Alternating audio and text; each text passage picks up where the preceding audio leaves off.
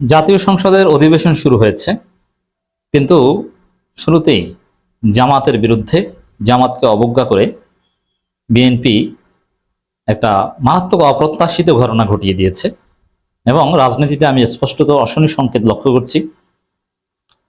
সংসদ যেরকম কার্যকর, ইফেক্টিভ এবং বিরোধী দলের কোঅপারেশনের ভিত্তিতে একটা চমৎকার পরিবেশ হয়ে ওঠার সম্ভাবনা ছিল, সেই আশা ধ্বংস হয়ে গেছে, সেই আশায় ঘুরে বালি। এবং স্পষ্টত আমরা দেখতে পাচ্ছি যে Tareq Rahman is not independent. তিনি ভারতের ফাঁদে আটকে আছেন, অকল্পনীয় ফাঁদে পড়ে আছেন। তিনি নিজের মতো সিদ্ধান্ত নিতে পারছেন না, তার উপর সিদ্ধান্ত চাপিয়ে দেওয়া হয়েছে। দর্শক, সংসদের অধিবেশন শুরু হয়েছে। এখন যেহেতু সাংবিধানিকভাবে যিনি স্পিকার বা ডেপুটি স্পিকার তারা কেউ অ্যাভেলেবেল না, এখন সংসদের মধ্য থেকে যে কোনো একজনকে সভাপতি করে সংসদ শুরু হবে এবং হয়েছে, এবং স্পিকার ডেপুটি স্পিকার নির্বাচন হবে, শপথ পড়াবেন, তারপরে স্বাভাবিকভাবে নতুন স্পিকার ডেপুটি স্পিকার তাদের কার্যক্রম চালাবেন।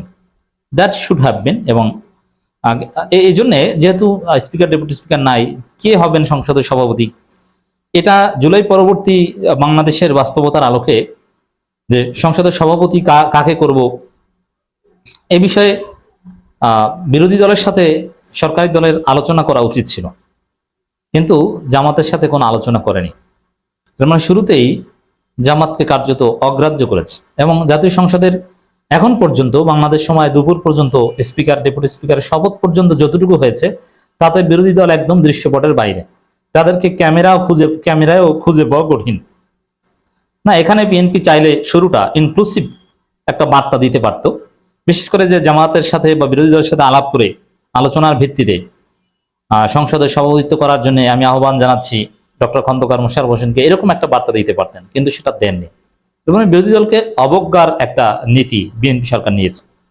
এরপর আসেন, আপনারা জানেন যে স্পিকার নির্বাচিত হয়েছেন অপ্রত্যাশিতভাবে স্পিকার ডেপুটি স্পিকার। কারণ যাদেরকে মন্ত্রী বানানো হয়েছে তাকে যদি স্পিকার ডেপুটি স্পিকার বানানোর চিন্তা থাকতো তাহলে তো তাদেরকে মন্ত্রী বানানো হতো না। কারণ এখন আবার ওই জায়গায় নতুন কোনো মন্ত্রী নিয়োগ দিতে হবে। এর মানে হঠাৎ করে কোনো গায়েবী ওহির ভিত্তিতে স্পিকার ডেপুটি স্পিকার নির্বাচিত করতে হয়েছে, তারেক রহমানকে মনোনীত করতে হয়েছে। এখানে নির্বাচন এগুলো কিছু না, তারেক রহমান যাকে চাইবেন তিনি, এটা নিতে কোনো কথা নেই। এবং তারেক রহমান কেন এই মেজর হাফিজ এবং ব্যারিস্টার কায়সার কামালকে চেয়েছেন? এটা কি তারেক রহমান চেয়েছিলেন? না, তিনি চাননি। তিনি চাইলে তাদেরকে মন্ত্রী বানাতেন না, সহজ হিসাব।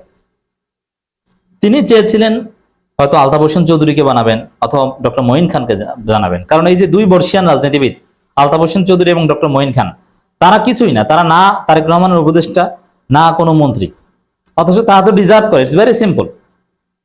কিন্তু মজার হিসাবটা দেখেন, আলতাফ হোসেন চৌধুরীর মতো বর্ষিয়ান বিএনপি নেতা কিছু পায় না, ডক্টর মঈন খানের মতো বিএনপির স্থায়ী কমিটির প্রবীণ সদস্য কিছু পায় না, ডক্টর খন্দকার মোশাররফ হোসেনও কিছু পান না।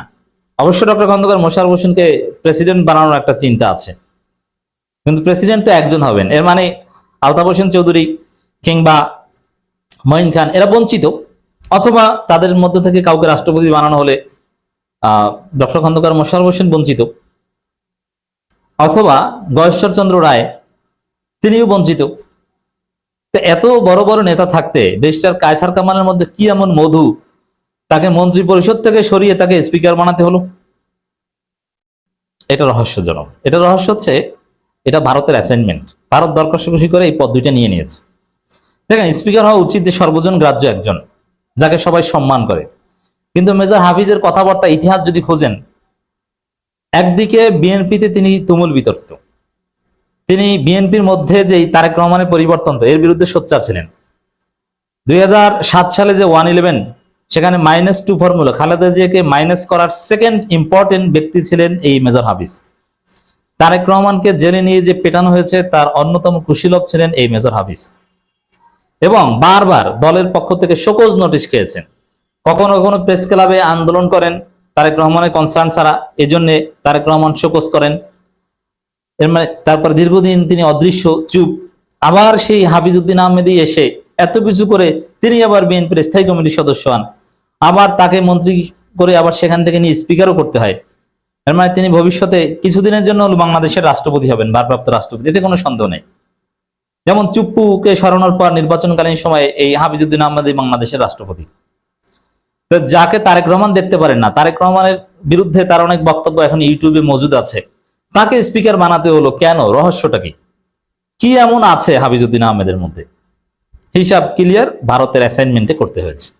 ভারতের ফাঁদে পড়ে আছে বিএনপি।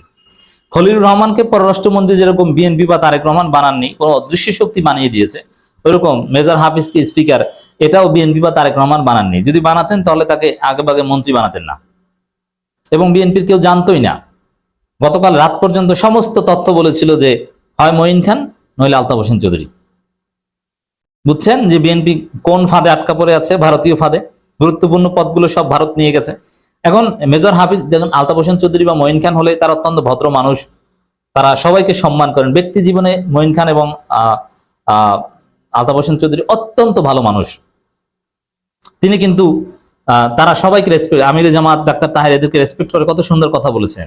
একটা প্রাণবন্ত সংসদ হতো এবং সবাইকে সমান সুযোগ দিতেন। কিন্তু এই যে মেজর হাফিজ, তিনি তো জামাতকে গালি দেন, জামাত নিষিদ্ধের দাবি করেছিলেন। এই ইউনূসের আমলেও জামাত নিষিদ্ধের জন্য প্রেস ক্লাবে আন্দোলন করেছেন, যেটা রাজাকার। এখন যখন জামাত ইসলামীর এমপি এটিএম আজহারুল ইসলাম বক্তব্য দিতে দাঁড়াবেন, তখন এই কথিত রাজাকার বিরোধী মেজর হাফিজ তিনি নিজেই কিনা স্পিকার আসন থেকে চলে যান। কি সংসদ চালাবেন? সংসদের পরিবেশটি ধ্বংস করবেন মেজর হাফিজ। আবার ব্যারিস্টার কায়সার কামাল এমনিতেই বিতর্কিত, ওসমান হাদির হত্যাকারীদের জামিন করিয়েছেন এই কায়সার কামাল, তাকেই কেন মন্ত্রী থেকে স্পিকারের মতো একটা গুরুত্বপূর্ণ পদে বসানো হলো? তাও আবার দেখেন, প্রথমবার এমপি হয়েই তাকে এভাবে, একজন ইয়াং ম্যান, তাকে এভাবে স্পিকার বানানো, এটাও কিন্তু বিরল। তার মধ্যে কি এমন মধু? কোনো মধু না, মধু হচ্ছে ভারতীয় মধু। ওসমান হাদিকে নিয়ে খেলেছে ভারত, সে ভারতের লোককেই এখন ডেপুটি স্পিকার। বাংলাদেশের যে মুসলিম জাতীয়তাবাদ বা বিএনপির যে মূলধারার জাতীয়তাবাদী রাজনীতি, এটা হোঁচট খেলো এবং বাংলাদেশের ভবিষ্যৎ আমি অন্ধকার দেখছি। সংসদ যেভাবে প্রাণবন্ত এবং স্বাভাবিক একটা হওয়ার কথা, এটা ভারত হতে দিল না। জামাতকে সুযোগ দেওয়া হবে না, তাদেরকে চাপে রাখা হবে। স্পিকার নিজেই কিনা এটিএম আজহারুল ইসলামদেরকে গালি দেন। Just wait and see. এটা খুব বাজে এক্সাম্পল হলো। এবং জামাত ডেপুটি স্পিকার পদ নেয়নি। জামাত স্পষ্ট করে বলেছে যে আমরা জুলাই সনদের কমপ্লিট প্যাকেজ চাই, করুণার ভিত্তিতে ডেপুটি স্পিকার পদ চাই না।